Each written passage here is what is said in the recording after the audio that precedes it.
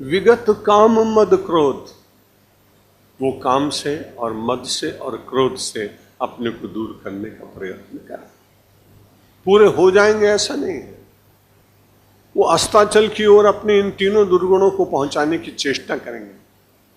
परमात्मा मन की बात जानता है, यदि क्रिया एक बार अशुद्ध भी हो जाए तो उस क्रिया के कारण उसको दंड नहीं देता।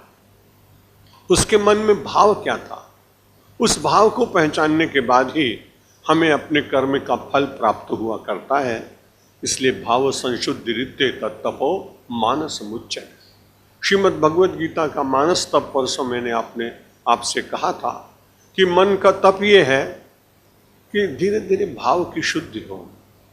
भाव की शुद्धि का मतलब द्वेष का अभाव, कामनाओं पर विराम, इच्छाओं को सीमा में रखना, यह सब मानव का मन का तप है। क्योंकि संसार में कभी भी किसी की भी संपूर्ण इच्छाएं पूर्ण हो ही नहीं सकती। इतिहास में कोई ऐसा व्यक्ति दिखाई नहीं पड़ता जिसने ये कह दिया हो कि मेरी सब इच्छाएं पूरी हो गई। सामर्थ्यवान लोग भी नहीं कर पाए। रावण जैसा बलशाली व्यक्ति, अब उसकी एक ही इच्छा शेष रह गई थी कि देवता लोग तपस्या करके स्वर्ग में जाते हैं, मैं ऐसी एक नशेनी बना देता हूं, मैं एक ऐसा लैडर लगा देता हूं, और जितने लोग किसी देश में जाते हैं उनको इमिग्रेशन ऑफिस में जाना पड़ता है, और मैं without visa I want to send all the rakshasas to haven.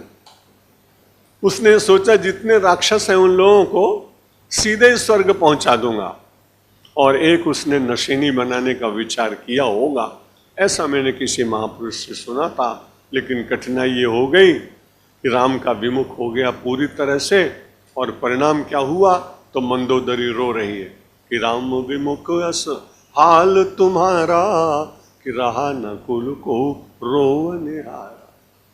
Draupadi ने कहा मैंने तुम्हें, मंदोदरी ने कहा मैंने तुम्हें बहुत समझाया कि राम का विरोध मत करो, लेकिन तुम माने नहीं। तुम्हें अपने पुत्रों पर, तुम्हें अपनी सेना पर, तुम्हें अपने भवनों पर, तुम्हें अपने स्वर्ण पर, तुम्हारे अपने वैभव पर, तुम्हारी अपनी साधारण सी तामसी तपस्या पर इतना गर्व था कि तुमने किसी की बात सुनी नहीं, और परिणाम हमको भोगना पड़ा। मंदोदरी विलाप कर रही है कि राम विमुख हाल तुम्हारा, अरे रहा न कुल को रोवने हारा। तुम्हारे लिए कुल में रोने वाला कोई शेष नहीं बचा। जब इच्छाएं इतने बड़े दशानन की ही पूर्ण नहीं हो पाई तो हम और आप तो बड़े सामान्य से लोग। ये मैं आपको निषेध नहीं करता हूं कि आप गृहस्थ जीवन में इसलिए इच्छाएं ना करें। मैं केवल इतना ही कह रहा हूं कि अपने साधनों को, अपनी बुद्धि को, अपनी मर्यादा को, अपनी शक्ति को देखने के बाद जो सात्विक इच्छा है उसको जागृत रखें, और जो आपको बारंबार रात को सोने नहीं देती, आपको बार बार डिप्रेशन में ले जाती, आपको कठिनाई होती, इसलिए उन इच्छाओं का परित्याग करने के लिए हमारे शास्त्र कहते हैं। और ये सारा संसार परमात्मा के द्वारा ही अहम कृष्ण से जगतः प्रभवः प्रलयस्तथा। कल के श्लोक में बात आई थी, 7वां अध्याय का प्रवचन चल रहा है। अहम कृष्ण से जगता, संपूर्ण जगत का मैं ही करता धरता हूं। यहां भगवान शरीर की दृष्टि से नहीं कह रहे हैं। गीता की भाषा लौकिक भाषा नहीं, गीता की भाषा समाधि भाषा है, गीता की भाषा ईश्वरीय भाषा है। इसलिए भगवान कहते हैं अहम कृष्ण से जगता।